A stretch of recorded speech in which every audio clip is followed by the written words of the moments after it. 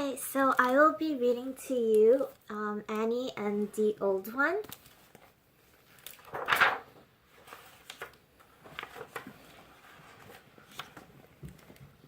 Annie's Navajo world was good, a world of rippling sand, of high copper red bluffs in the distance, of the low mesa near her own snug hogan. The pumpkins were yellow in the cornfield, and the tassels on the corn were turning brown. Okay, and as you can see, everything is black besides these pumpkins. Each morning the gate to the night pen near the hogan was open wide, and the sheep were herded to pasture on the desert. Annie helped watch the sheep. She carried pails of water to the cornfield, and every weekday she walked to the bus stop and waited for the yellow bus that took her to school and brought her home again.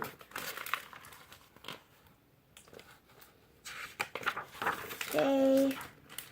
Best of all were the evenings when she sat at her grandmother's feet and listened to stories of times long gone. Sometimes it seemed to Annie that her grandmother was her age, a girl who had seen no more than 9 or 10 harvestings. If a mouse skittered and jerked across the hard dirt floor of their hogan, Annie and her grandmother laughed together. And when they prepared the fried bread for the evening meal, if it turned a little black at the edges, they laughed and said it was good. There was other times when her grandmother sat small and still, and Annie knew that she was very old. Then Annie would cover the thin knees of the old one with a warm blanket. It was at such a time that her grandmother said, "It is time you learned to weave, my granddaughter." Again, everything is black and white besides the earth, the ground, and also the necklace of the old one. Annie touched the web of wrinkles that crisscrossed her grandmother's face and slowly went outside the hogan.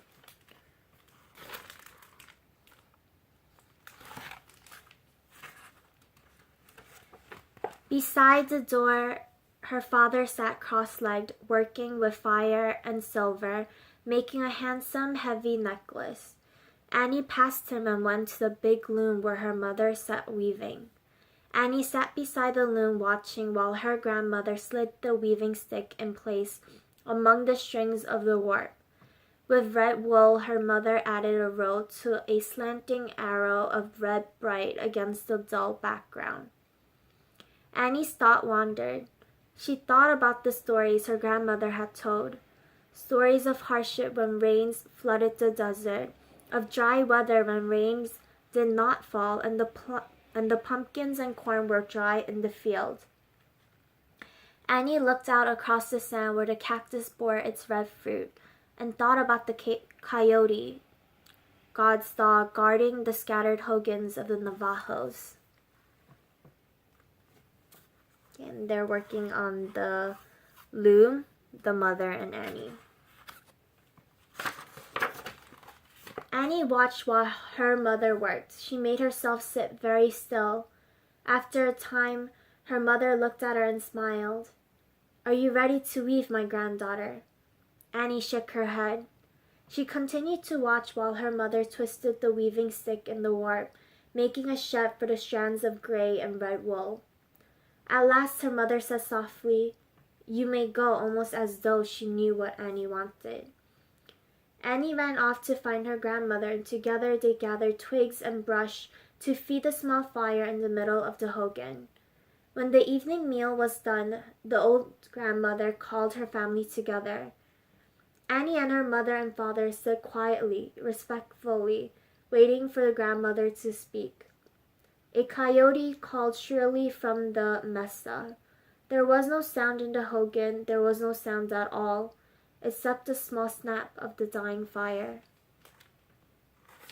Okay, and this time the earth and the old ones, the branches that she's gathering from the earth has color, and everything else is again black and white. Then the grandmother spoke softly. "My children, when the new rug is taken from the loom, I will go to Mother Earth. Annie shivered and looked at her mother. Her mother's eyes were shining bright with tears that did not fall, and Annie knew what her grandmother meant.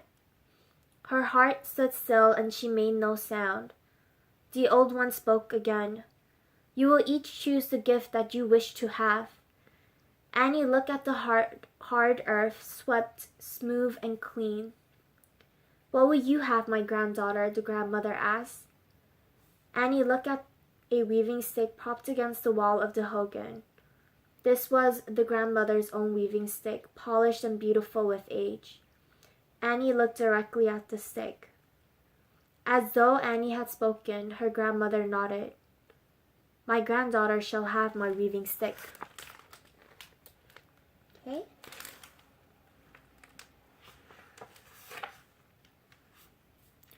On the floor of the hogan lay a rug that the old one had woven long, long ago.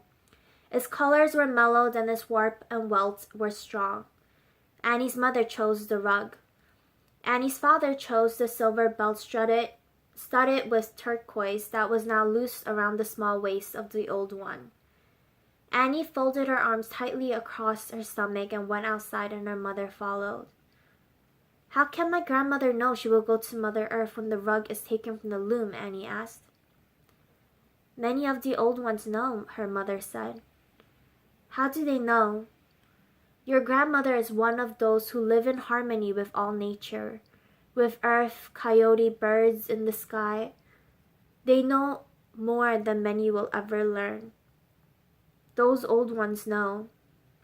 Her mother sighed deeply. We will speak of other things. Again, everything is black and white except for the earth. In the days that followed, the grandmother went about her work, much as she had always done. She ground corn to make meal for bread. She gathered dry twigs and brush to make fire. And when there was no school, she and Annie watched the sheep and listened to the sweet, clear music of the bell on the collar of the lead goat. The weaving of the rug was high on the loom. It was almost as high as Annie's waist. My mother, Annie said, why do you weave? I weave so we may sell the rug and buy the things we must have from the trading post. Silver for silver making, deer hide for boots. But you know what my grandmother said. Annie's mother did not speak. She slid her weaving stick through the warp and picked up a strand of rose red wool. Annie turned and ran. She ran across the sand and huddled in the shallow shade of the small mesa. Her grandmother would go back to the earth when the rug was taken from the loom. The rug must not be finished. Her mother must not weave. The next morning, where her grandmother went, Annie followed. Again, black and white, besides part of the weave.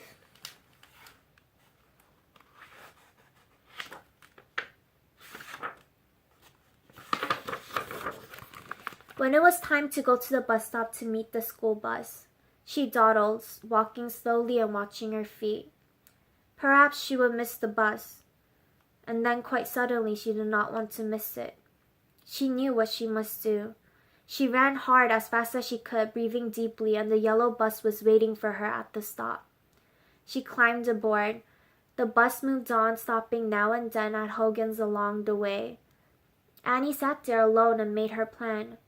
In school she would be bad, so bad that her teacher would send for her mother and father. And if her mother and father came to school to talk to the teacher, that would be one day when her mother would not weave. One day. On the playground, Annie's teacher was in charge of the girls' gymnasium class. Who will lead the exercises today? The teacher asked. No one answered. The teacher laughed. Very well, then I shall be leader. The teacher was young with yellow hair. Her blue skirt was wide and the heels on her brown shoes were high. The teacher kicked off her shoes and the girls laughed. Okay, again, everything black and white besides the earth. Annie followed the teacher's lead, bending, jumping, and she waited for the time when the teacher would lead them in jogging around the playground. As Annie jogged past the spot where the teacher's shoe lay on the ground, she picked up a shoe and hid it in the folds of her dress.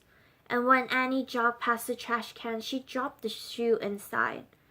Some of the girls saw her and laughed, but some frowned and were solemn.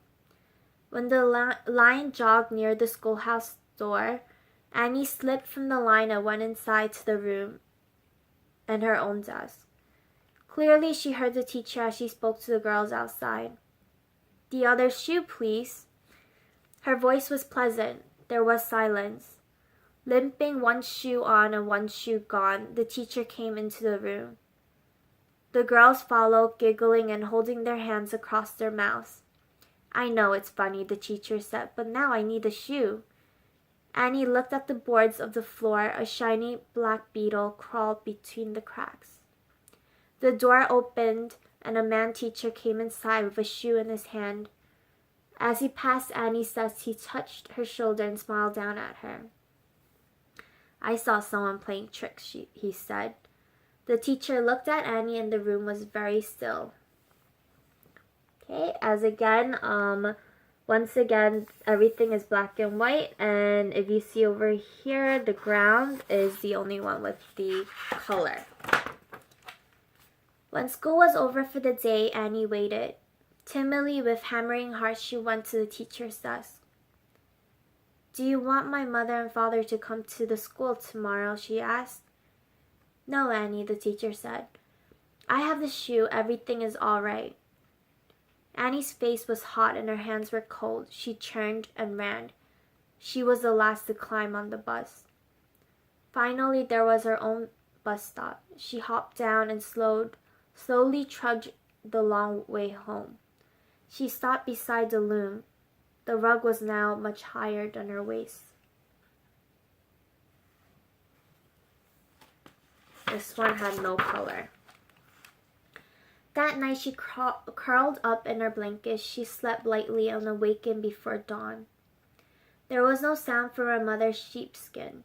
Her grandmother was a quiet hump in her blanket. Annie heard only her father's loud sleeping breathing. There was no other sound on the whole earth except the howling of a coyote from far across the desert. Okay, and this one, the blanket, is the one with the color.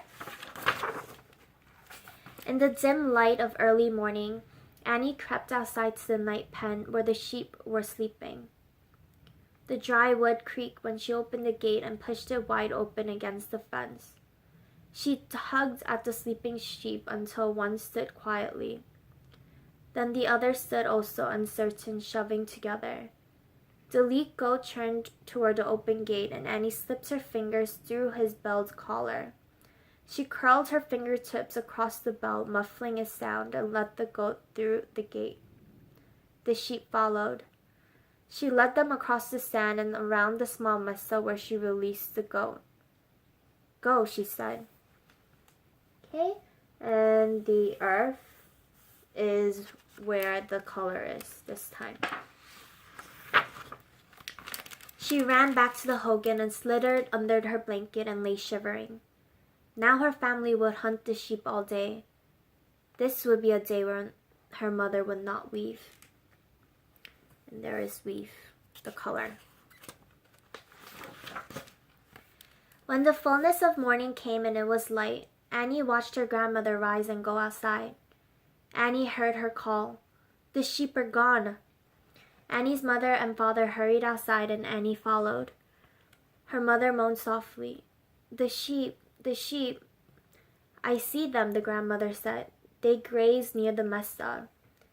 Annie went with her grandmother, and when they reached the sheep, Annie's fingers slipped under the goat's collar and the bell tingled sharply as the sheep followed back to the pen. And this time it is again the earth that is with the color. In school that day, Annie sat quietly and wondered what more she could do. When the teacher asked questions, Annie looked at the floor. She did not even hear. No color on this one. When night came, she curled up in her blanket, but not to sleep. When everything was still, she slipped from her blanket and crept outside. The sky was dark and secret. The wind was soft against her face. For a moment she stood waiting until she could see in the night. She went to the loom. She felt for the weaving stick there in its place among the warp strings. She separated the warp and felt for the wool. Slowly she pulled out the strands of yarn one by one. One by one she laid them across her knees. And when the row was removed, she separated the strings of the warp again and reached for the second row. When the woven rug was only as high as her waist, she crept back to her blanket, taking the strands of wool with her. Under her blanket, she smoothed the strands and made them into a ball, and then she slept. Okay, so this time it is the hogan with the earth that has the color.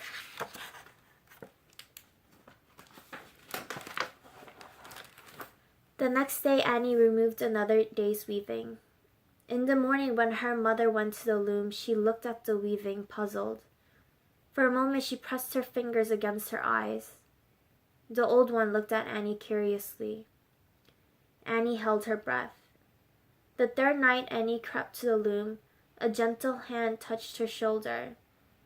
"Go to sleep, my granddaughter," the old one said. Annie wanted to throw her arms around her grandmother's waist and tell her why she had been bad, but she could only stumble to her blanket and huddle under it and let the tears roll into the edge of her hair. When morning came, Annie unrolled herself from the blanket and helped prepare the morning meal. Afterward, she followed her grandmother through the cornfield. Her grandmother walked slowly, and Annie fitted her steps to the slow steps of the old one. Okay, and this time the earth and the pumpkin and also the top of the tassels, the maize, the corn is with color. When they reached a small mesa, the old one sat crossing her knees, folding her gnarled fingers into her lap. Annie knelt beside her. The old one looked far off toward the rim of desert where sky met sand. "My granddaughter," she said, "you have tried to hold back time. This cannot be done." The desert stretched yellow and brown away to the edge of the morning sky. The sun comes out from the edge of the earth in the morning. It returns to the edge of the earth in the evening. Earth from which good things come for the living creatures on it. Earth to which all creatures finally go. Annie picked up a handful of brown sand and pressed it against the palm of her hand. Slowly she let it fall to earth. She understood many things. The sun rose, but it also set. The cactus did not bloom forever. Petals dry and fell to earth. She knew that she was a part of the earth and the things on it. She would always be a part of the earth, just as her grandmother had always been, just as her grandmother would always be, always and forever. And Annie was breathless with the wonder of it. They walked back to the hogan together, Annie and the old one. And again, the earth is the one with the color, and everything else is black and white. Annie picked up the old weaving stick. "I am ready to weave," she said to her mother.